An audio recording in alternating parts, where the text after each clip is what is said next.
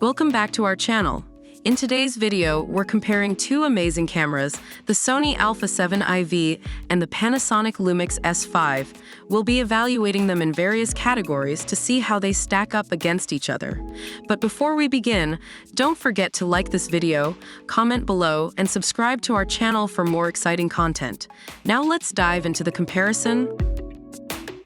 Both cameras offer outstanding image quality, but the Sony α7 IV comes with a 33MP full-frame Exmor-R back-illuminated CMOS sensor, capturing stunning details and vibrant colors.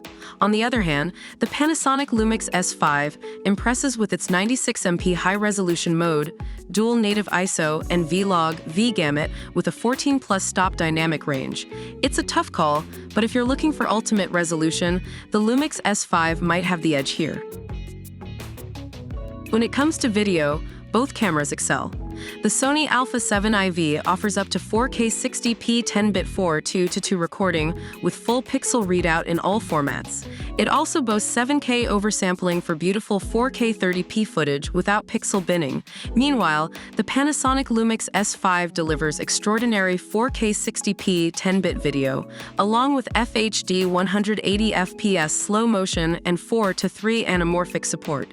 If video is your priority, you can't go wrong with either camera. Both cameras feature improved autofocus, but the Panasonic LUMIX S5 takes it a step further with head, eye, face, and body detection. This ensures precise and effortless subject tracking.